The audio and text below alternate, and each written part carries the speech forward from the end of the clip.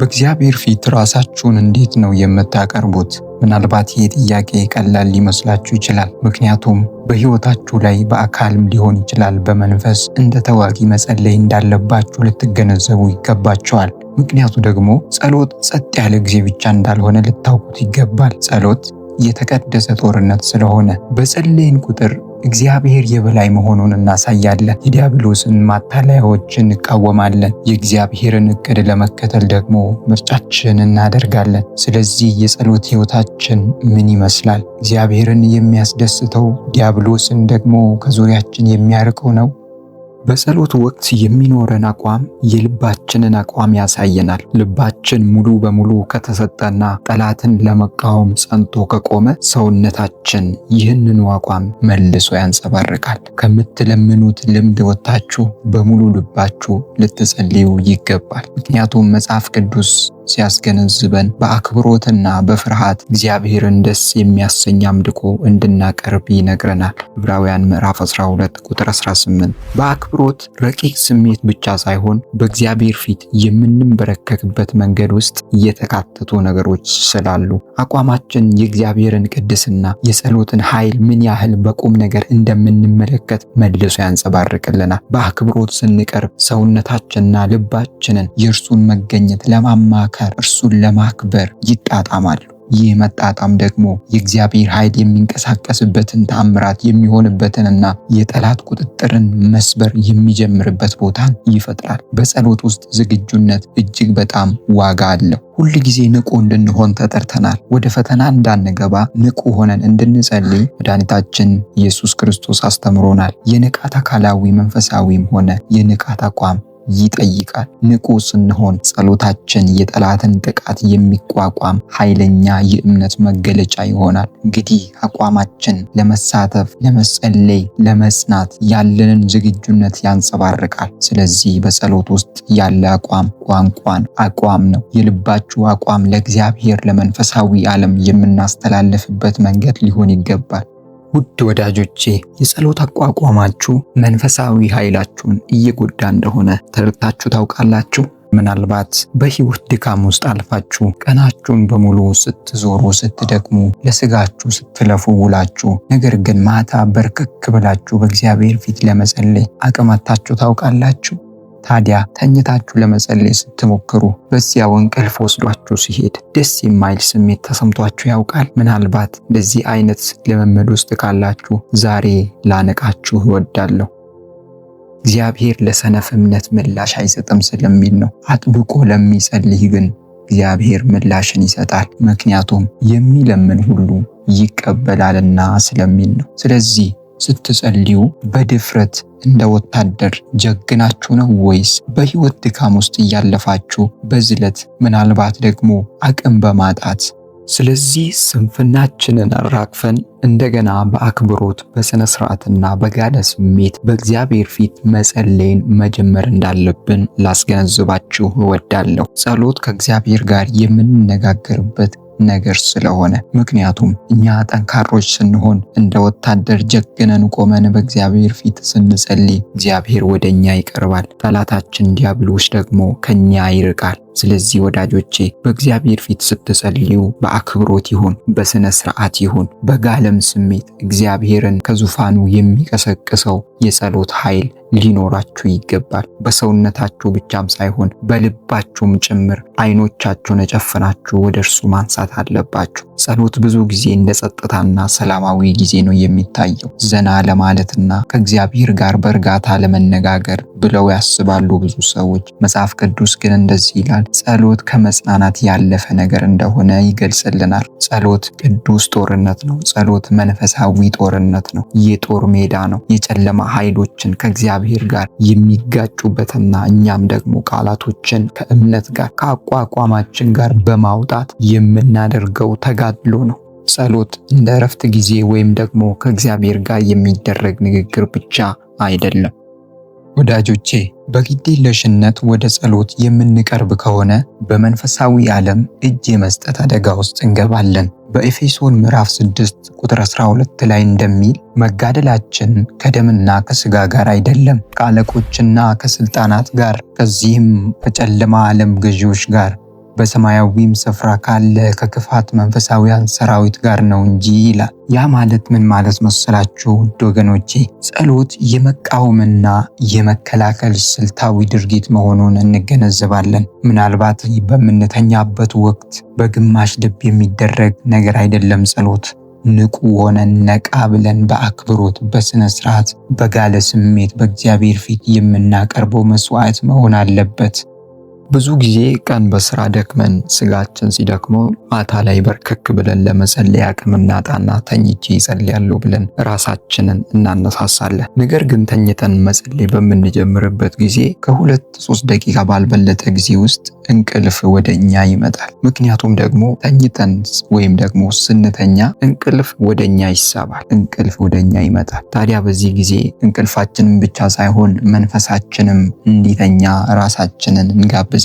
ይህም ደግሞ መንፈሳዊ ድካም ውስጥ እንድንገባ ያደርገናል። ታዲያ በዚህ አጋጣሚ ጠላታችን ዲያብሎስም በዚህ በእናንተ መንፈሳዊ ድካም ለመጠቀም ይፈልጋል፣ እንቅልፍን ይጭንባቸዋል። ስለዚህ ወዳጆቼ አንድ ነገር ተረዱ፣ ጸሎት የውጊያ መሳሪያ ነው። በአክብሮትና ንቁ በሆነ መንገድ መጠቀም በጣም አስፈላጊ ነው። ወታደር በጦር ሜዳ እንደማይተኛ ሁሉ በመንፈሳዊ ተጋድሎ መሃልም መጋደም መተኛት የለብንም። ንቁ ሆነን በአካላችን ብንተኛም በመንፈስ ራሳችንን ልናሞቅ ይገባናል። እግዚአብሔር አይሰማችሁም ማለት አይደለም። እግዚአብሔር የሚሰማ አምላክ ነው። ነገር ግን እኛ ንቁ ሆነን የምንጸልየው የምንጠይቀውን ጥያቄ በእግዚአብሔር ፊት ማስቀመጥ መቻል አለብን። እግዚአብሔር ንቃትን ከኛ ይፈልጋል። በእምነትም ደግሞ ወደ እርሱ እንድንጸልይ ተለምዷዊ በሆነ በምቾታችን ቀጠና ውስጥ እንድንሆን አይፈልግም። በመንፈሳዊ ድካም ውስጥ እንድናልፍ አይፈልግም እግዚአብሔር። ስለዚህ ለጠላታችን እጅ ከመስጠታችን በፊት በእግዚአብሔር ፊት በርከክ እንበል።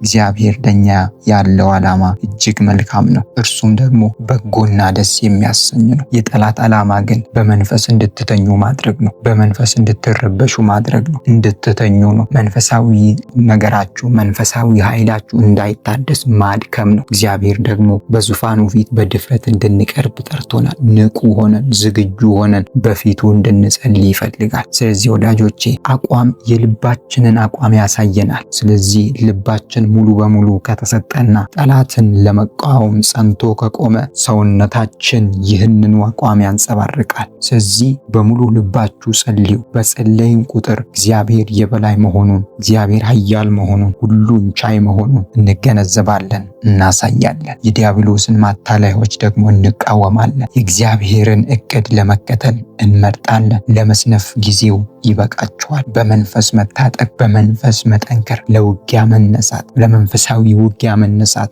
በድል አድራጊነት ለማመን ደግሞ ጊዜው አሁን ነው። ጊዜው አሁን ነው። መጽሐፍ ቅዱስ ይነግረናል። አቋም ስርዓታችሁን ይወስናል። በመጽሐፍ ቅዱሳችን ውስጥ ጸሎት እንዴት መቅረብ እንዳለበት የሚያሳዩ ብዙ ምሳሌዎች አሉ።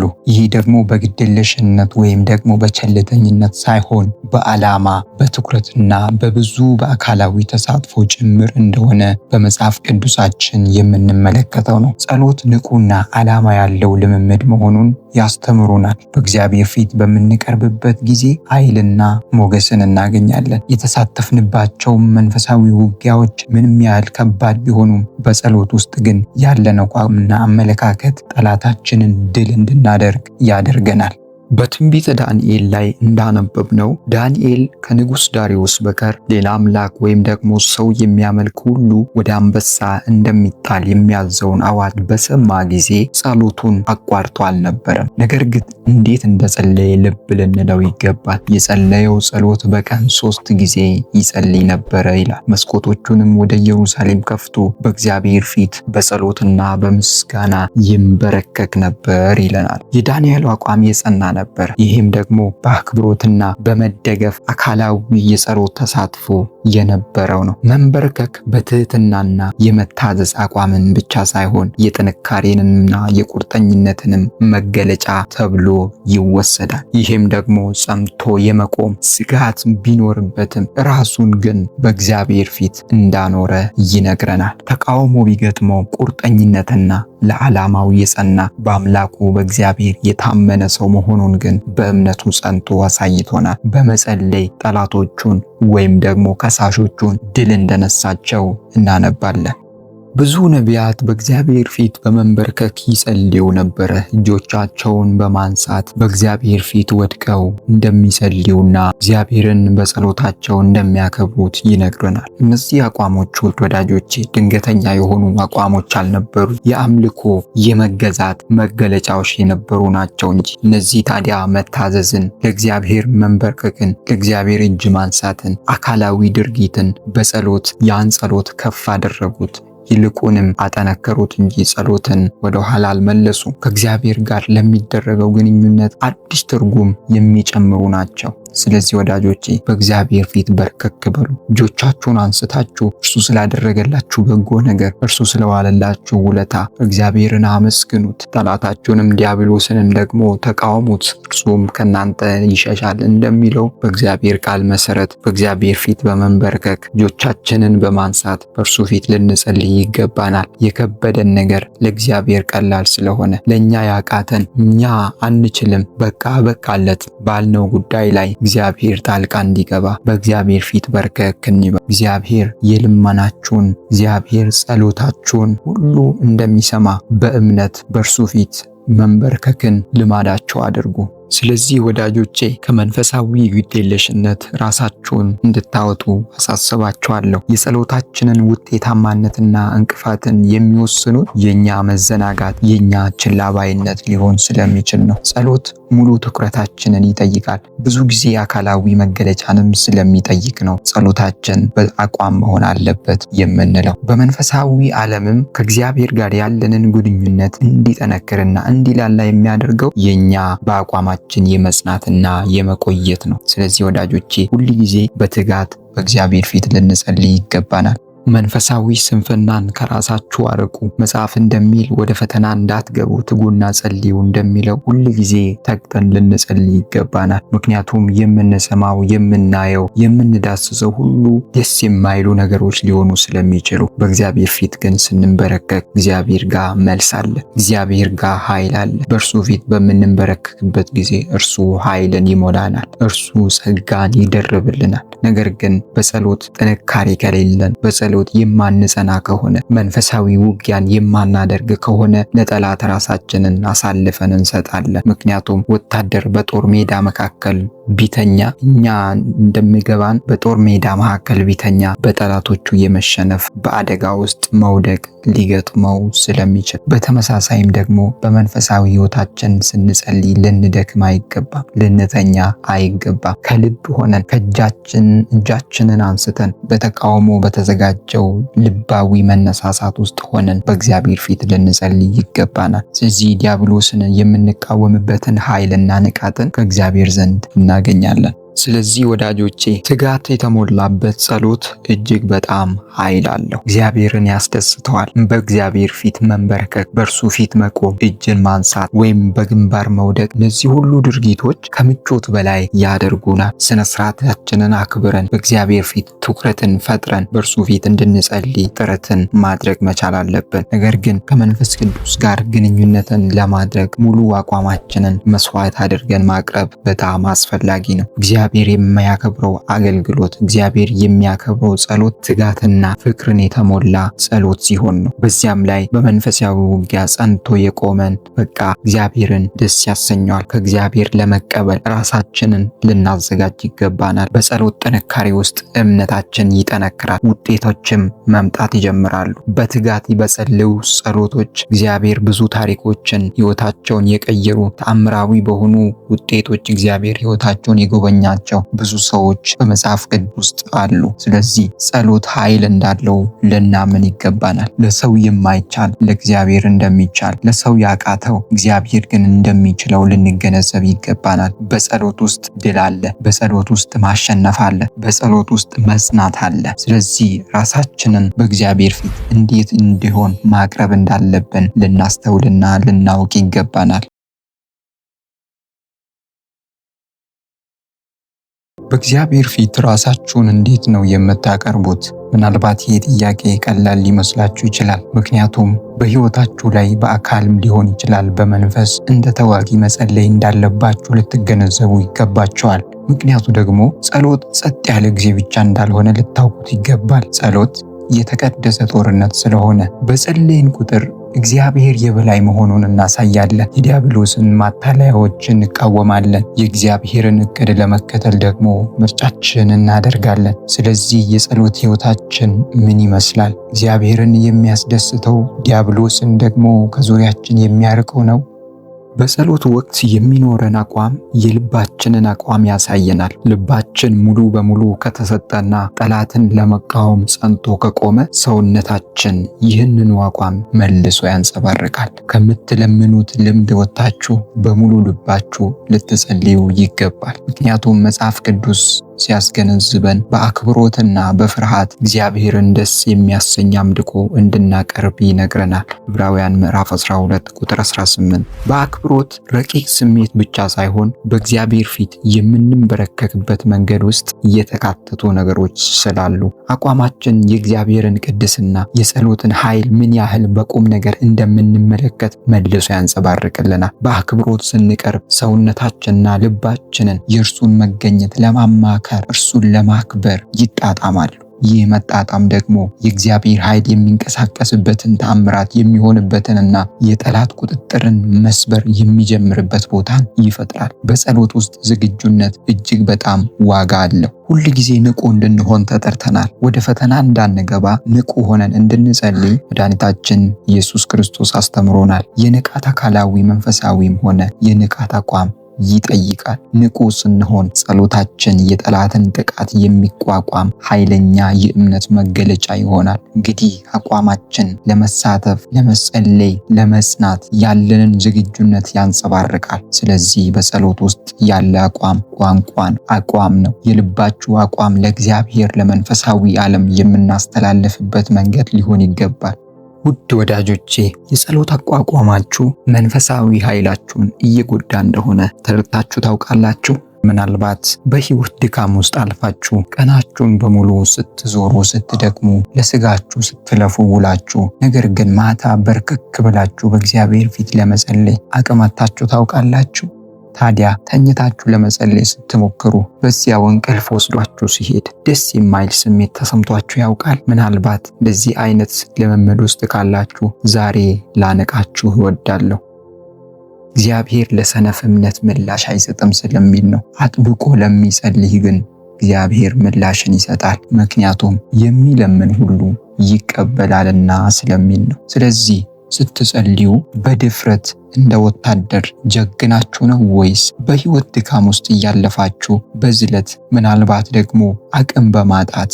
ስለዚህ ስንፍናችንን አራግፈን እንደገና በአክብሮት በሥነ ሥርዓትና በጋለ ስሜት በእግዚአብሔር ፊት መጸለይን መጀመር እንዳለብን ላስገነዝባችሁ እወዳለሁ። ጸሎት ከእግዚአብሔር ጋር የምንነጋገርበት ነገር ስለሆነ፣ ምክንያቱም እኛ ጠንካሮች ስንሆን እንደ ወታደር ጀግነን ቆመን በእግዚአብሔር ፊት ስንጸልይ እግዚአብሔር ወደኛ ይቀርባል፣ ጠላታችን ዲያብሎስ ደግሞ ከኛ ይርቃል። ስለዚህ ወዳጆቼ በእግዚአብሔር ፊት ስትጸልዩ በአክብሮት ይሁን፣ በሥነ ሥርዓት ይሁን፣ በጋለም ስሜት እግዚአብሔርን ከዙፋኑ የሚቀሰቅሰው የጸሎት ኃይል ሊኖራችሁ ይገባል። በሰውነታችሁ ብቻም ሳይሆን በልባችሁም ጭምር አይኖቻችሁን ጨፍናችሁ ወደ እርሱ ማንሳት አለባችሁ። ጸሎት ብዙ ጊዜ እንደ ጸጥታና ሰላማዊ ጊዜ ነው የሚታየው። ዘና ለማለትና ከእግዚአብሔር ጋር በእርጋታ ለመነጋገር ብለው ያስባሉ ብዙ ሰዎች። መጽሐፍ ቅዱስ ግን እንደዚህ ይላል፣ ጸሎት ከመጽናናት ያለፈ ነገር እንደሆነ ይገልጽልናል።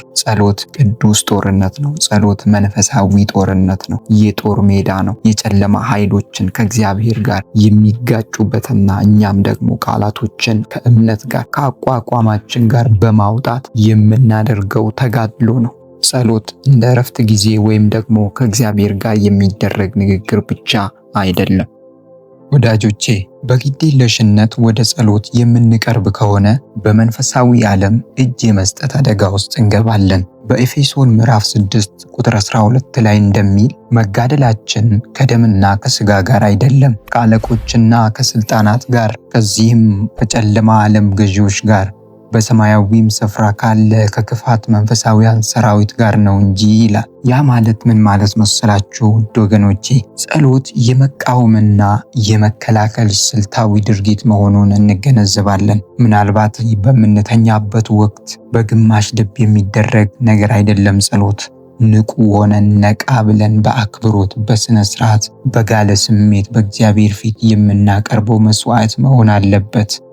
ብዙ ጊዜ ቀን በስራ ደክመን ስጋችን ሲደክመው ማታ ላይ በርከክ ብለን ለመጸለይ አቅም እናጣና ተኝቼ እጸልያለሁ ብለን ራሳችንን እናነሳሳለን። ነገር ግን ተኝተን መጸለይ በምንጀምርበት ጊዜ ከ2-3 ደቂቃ ባልበለጠ ጊዜ ውስጥ እንቅልፍ ወደኛ ይመጣል። ምክንያቱም ደግሞ ተኝተን ወይም ደግሞ ስንተኛ እንቅልፍ ወደኛ ይሳባል፣ እንቅልፍ ወደኛ ይመጣል። ታዲያ በዚህ ጊዜ እንቅልፋችንን ብቻ ሳይሆን መንፈሳችንም እንዲተኛ ራሳችንን እንጋብዛለን። ይህም ደግሞ መንፈሳዊ ድካም ውስጥ እንድንገባ ያደርገናል። ታዲያ በዚህ አጋጣሚ ጠላታችን ዲያብሎስም በዚህ በእናንተ መንፈሳዊ ድካም ለመጠቀም ይፈልጋል፣ እንቅልፍን ይጭንባቸዋል። ስለዚህ ወዳጆቼ አንድ ነገር ተረዱ፣ ጸሎት የውጊያ መሳሪያ ነው። በአክብሮትና ንቁ በሆነ መንገድ መጠቀም በጣም አስፈላጊ ነው። ወታደር በጦር ሜዳ እንደማይተኛ ሁሉ በመንፈሳዊ ተጋድሎ መሃልም መጋደም መተኛት የለብንም። ንቁ ሆነን በአካላችን ብንተኛም በመንፈስ ራሳችንን ልናሞቅ ይገባናል። እግዚአብሔር አይሰማችሁም ማለት አይደለም። እግዚአብሔር የሚሰማ አምላክ ነው። ነገር ግን እኛ ንቁ ሆነን የምንጸልየው የምንጠይቀውን ጥያቄ በእግዚአብሔር ፊት ማስቀመጥ መቻል አለብን። እግዚአብሔር ንቃትን ከኛ ይፈልጋል። በእምነትም ደግሞ ወደ እርሱ እንድንጸልይ ተለምዷዊ በሆነ በምቾታችን ቀጠና ውስጥ እንድንሆን አይፈልግም። በመንፈሳዊ ድካም ውስጥ እንድናልፍ አይፈልግም እግዚአብሔር። ስለዚህ ለጠላታችን እጅ ከመስጠታችን በፊት በእግዚአብሔር ፊት በርከክ እንበል። እግዚአብሔር ለኛ ያለው ዓላማ እጅግ መልካም ነው። እርሱም ደግሞ በጎና ደስ የሚያሰኝ ነው። የጠላት ዓላማ ግን በመንፈስ እንድትተኙ ማድረግ ነው። በመንፈስ እንድትረበሹ ማድረግ ነው። እንድትተኙ ነው። መንፈሳዊ ነገራችሁ፣ መንፈሳዊ ኃይላችሁ እንዳይታደስ ማድከም ነው። እግዚአብሔር ደግሞ በዙፋኑ ፊት በድፍረት እንድንቀርብ ጠርቶናል። ንቁ ሆነን ዝግጁ ሆነን በፊቱ እንድንጸልይ ይፈልጋል። ስለዚህ ወዳጆቼ የልባችንን አቋም ያሳየናል። ስለዚህ ልባችን ሙሉ በሙሉ ከተሰጠና ጠላትን ለመቃወም ጸንቶ ከቆመ ሰውነታችን ይህንን አቋም ያንጸባርቃል። ስለዚህ በሙሉ ልባችሁ ጸልዩ። በጸለይን ቁጥር እግዚአብሔር የበላይ መሆኑን፣ እግዚአብሔር ኃያል መሆኑን፣ ሁሉን ቻይ መሆኑን እንገነዘባለን፣ እናሳያለን። የዲያብሎስን ማታለያዎች ደግሞ እንቃወማለን። የእግዚአብሔርን እቅድ ለመከተል እንመርጣለን። ለመስነፍ ጊዜው ይበቃቸዋል። በመንፈስ መታጠቅ፣ በመንፈስ መጠንከር፣ ለውጊያ መነሳት፣ ለመንፈሳዊ ውጊያ መነሳት፣ በድል አድራጊነት ለማመን ደግሞ ጊዜው አሁን ነው። ጊዜው አሁን ነው። መጽሐፍ ቅዱስ ይነግረናል። አቋም ስርዓታችሁን ይወስናል። በመጽሐፍ ቅዱሳችን ውስጥ ጸሎት እንዴት መቅረብ እንዳለበት የሚያሳዩ ብዙ ምሳሌዎች አሉ። ይህ ደግሞ በግድየለሽነት ወይም ደግሞ በቸልተኝነት ሳይሆን በዓላማ በትኩረትና በብዙ በአካላዊ ተሳትፎ ጭምር እንደሆነ በመጽሐፍ ቅዱሳችን የምንመለከተው ነው። ጸሎት ንቁና ዓላማ ያለው ልምምድ መሆኑን ያስተምሩናል። በእግዚአብሔር ፊት በምንቀርብበት ጊዜ ኃይልና ሞገስን እናገኛለን። የተሳተፍንባቸው መንፈሳዊ ውጊያዎች ምንም ያህል ከባድ ቢሆኑም በጸሎት ውስጥ ግን ያለን አቋምና አመለካከት ጠላታችንን ድል እንድናደርግ ያደርገናል። በትንቢተ ዳንኤል ላይ እንዳነበብነው ዳንኤል ከንጉሥ ዳሪዮስ በቀር ሌላ አምላክ ወይም ደግሞ ሰው የሚያመልክ ሁሉ ወደ አንበሳ እንደሚጣል የሚያዘውን አዋጅ በሰማ ጊዜ ጸሎቱን አቋርጦ አልነበረም። ነገር ግን እንዴት እንደጸለየ ልብ ልንለው ይገባል። የጸለየው ጸሎት በቀን 3 ጊዜ ይጸልይ ነበረ ይላል። መስኮቶቹንም ወደ ኢየሩሳሌም ከፍቶ በእግዚአብሔር ፊት በጸሎትና በምስጋና ይንበረከክ ነበር ይለናል። የዳንኤል አቋም የጸና ነበር። ይህም ደግሞ በአክብሮትና በመደገፍ አካላዊ የጸሎት ተሳትፎ የነበረው ነው። መንበርከክ በትህትናና የመታዘዝ አቋምን ብቻ ሳይሆን የጥንካሬንና የቁርጠኝነትንም መገለጫ ተብሎ ይወሰዳል። ይህም ደግሞ ጸንቶ የመቆም ስጋት ቢኖርበትም ራሱን ግን በእግዚአብሔር ፊት እንዳኖረ ይነግረናል። ተቃውሞ ቢገጥመው ቁርጠኝነትና ለዓላማው የጸና በአምላኩ በእግዚአብሔር የታመነ ሰው መሆኑን ግን በእምነቱ ጸንቶ አሳይቶናል። በመጸለይ ጠላቶቹን ወይም ደግሞ ከሳሾቹን ድል እንደነሳቸው እናነባለን። ብዙ ነቢያት በእግዚአብሔር ፊት በመንበርከክ ይጸልዩ ነበረ። እጆቻቸውን በማንሳት በእግዚአብሔር ፊት ወድቀው እንደሚጸልዩና እግዚአብሔርን በጸሎታቸው እንደሚያከብሩት ይነግረናል። እነዚህ አቋሞች ወዳጆቼ ድንገተኛ የሆኑ አቋሞች አልነበሩ፣ የአምልኮ የመገዛት መገለጫዎች የነበሩ ናቸው እንጂ። እነዚህ ታዲያ መታዘዝን፣ ለእግዚአብሔር መንበርከክን፣ ለእግዚአብሔር እጅ ማንሳትን፣ አካላዊ ድርጊትን በጸሎት ያን ጸሎት ከፍ አደረጉት። ይልቁንም አጠነከሩት እንጂ ጸሎትን ወደ ኋላ አልመለሱ። ከእግዚአብሔር ጋር ለሚደረገው ግንኙነት አዲስ ትርጉም የሚጨምሩ ናቸው። ስለዚህ ወዳጆቼ በእግዚአብሔር ፊት በርከክ በሉ። እጆቻችሁን አንስታችሁ እርሱ ስላደረገላችሁ በጎ ነገር፣ እርሱ ስለዋለላችሁ ውለታ እግዚአብሔርን አመስግኑት። ጠላታችሁንም ዲያብሎስንም ደግሞ ተቃወሙት፣ እርሱም ከናንተ ይሸሻል እንደሚለው በእግዚአብሔር ቃል መሰረት በእግዚአብሔር ፊት በመንበርከክ እጆቻችንን በማንሳት በእርሱ ፊት ልንጸልይ ይገባናል። የከበደን ነገር ለእግዚአብሔር ቀላል ስለሆነ ለእኛ ያቃተን እኛ አንችልም በቃለት ባልነው ጉዳይ ላይ እግዚአብሔር ጣልቃ እንዲገባ በእግዚአብሔር ፊት በርከክ እንበል። እግዚአብሔር የልመናችሁን እግዚአብሔር ጸሎታችሁን ሁሉ እንደሚሰማ በእምነት በእርሱ ፊት መንበርከክን ልማዳችሁ አድርጉ። ስለዚህ ወዳጆቼ ከመንፈሳዊ ግዴለሽነት ራሳችሁን እንድታወጡ አሳስባችኋለሁ። የጸሎታችንን ውጤታማነትና እንቅፋትን የሚወስኑት የኛ መዘናጋት፣ የኛ ችላባይነት ሊሆን ስለሚችል ነው። ጸሎት ሙሉ ትኩረታችንን ይጠይቃል። ብዙ ጊዜ አካላዊ መገለጫንም ስለሚጠይቅ ነው ጸሎታችን በአቋም መሆን አለበት የምንለው። በመንፈሳዊ ዓለምም ከእግዚአብሔር ጋር ያለንን ግንኙነት እንዲጠነክርና እንዲላላ የሚያደርገው የኛ በአቋማችን የመጽናትና የመቆየት ነው። ስለዚህ ወዳጆቼ ሁል ጊዜ በትጋት በእግዚአብሔር ፊት ልንጸልይ ይገባናል። መንፈሳዊ ስንፍናን ከራሳችሁ አርቁ። መጽሐፍ እንደሚል ወደ ፈተና እንዳትገቡ ትጉና ጸልዩ እንደሚለው ሁል ጊዜ ተግተን ልንጸልይ ይገባናል። ምክንያቱም የምንሰማው፣ የምናየው፣ የምንዳስሰው ሁሉ ደስ የማይሉ ነገሮች ሊሆኑ ስለሚችሉ፣ በእግዚአብሔር ፊት ግን ስንንበረከክ እግዚአብሔር ጋር መልስ አለ፣ እግዚአብሔር ጋር ኃይል አለ። በእርሱ ፊት በምንንበረከክበት ጊዜ እርሱ ኃይልን ይሞላናል፣ እርሱ ጸጋን ይደርብልናል። ነገር ግን በጸሎት ጥንካሬ ከሌለን የማንጸና ከሆነ መንፈሳዊ ውጊያን የማናደርግ ከሆነ ለጠላት ራሳችንን አሳልፈን እንሰጣለን። ምክንያቱም ወታደር በጦር ሜዳ መካከል ቢተኛ እኛ እንደሚገባን በጦር ሜዳ መካከል ቢተኛ በጠላቶቹ የመሸነፍ በአደጋ ውስጥ መውደቅ ሊገጥመው ስለሚችል፣ በተመሳሳይም ደግሞ በመንፈሳዊ ሕይወታችን ስንጸልይ ልንደክም አይገባም፣ ልንተኛ አይገባም። ከልብ ሆነን እጃችንን አንስተን በተቃውሞ በተዘጋጀው ልባዊ መነሳሳት ውስጥ ሆነን በእግዚአብሔር ፊት ልንጸልይ ይገባናል። ስለዚህ ዲያብሎስን የምንቃወምበትን ኃይልና ንቃትን ከእግዚአብሔር ዘንድ እናገኛለን። ስለዚህ ወዳጆቼ ትጋት የተሞላበት ጸሎት እጅግ በጣም ኃይል አለው፣ እግዚአብሔርን ያስደስተዋል። በእግዚአብሔር ፊት መንበርከክ፣ በእርሱ ፊት መቆም፣ እጅን ማንሳት ወይም በግንባር መውደቅ፣ እነዚህ ሁሉ ድርጊቶች ከምቾት በላይ ያደርጉናል። ስነ ስርዓታችንን አክብረን በእግዚአብሔር ፊት ትኩረትን ፈጥረን በእርሱ ፊት እንድንጸልይ ጥረትን ማድረግ መቻል አለብን። ነገር ግን ከመንፈስ ቅዱስ ጋር ግንኙነትን ለማድረግ ሙሉ አቋማችንን መስዋዕት አድርገን ማቅረብ በጣም አስፈላጊ ነው። እግዚአብሔር የሚያከብረው አገልግሎት፣ እግዚአብሔር የሚያከብረው ጸሎት ትጋትና ፍቅርን የተሞላ ጸሎት ሲሆን ነው። በዚያም ላይ በመንፈሳዊ ውጊያ ጸንቶ የቆመን እግዚአብሔርን ደስ ያሰኘዋል። ከእግዚአብሔር ለመቀበል ራሳችንን ልናዘጋጅ ይገባናል። በጸሎት ጥንካሬ ውስጥ እምነታችን ይጠነክራል፣ ውጤቶችም መምጣት ይጀምራሉ። በትጋት በጸለዩ ጸሎቶች እግዚአብሔር ብዙ ታሪኮችን ሕይወታቸውን የቀየሩ ተአምራዊ በሆኑ ውጤቶች እግዚአብሔር ሕይወታቸውን የጎበኛቸው ብዙ ሰዎች በመጽሐፍ ቅዱስ ውስጥ አሉ። ስለዚህ ጸሎት ኃይል እንዳለው ልናምን ይገባናል። ለሰው የማይቻል ለእግዚአብሔር እንደሚቻል፣ ለሰው ያቃተው እግዚአብሔር ግን እንደሚችለው ልንገነዘብ ይገባናል። በጸሎት ውስጥ ድል አለ፣ በጸሎት ውስጥ ማሸነፍ አለ፣ በጸሎት ውስጥ መጽናት አለ። ስለዚህ ራሳችንን በእግዚአብሔር ፊት እንዴት እንዲሆን ማቅረብ እንዳለብን ልናስተውልና ልናውቅ ይገባናል።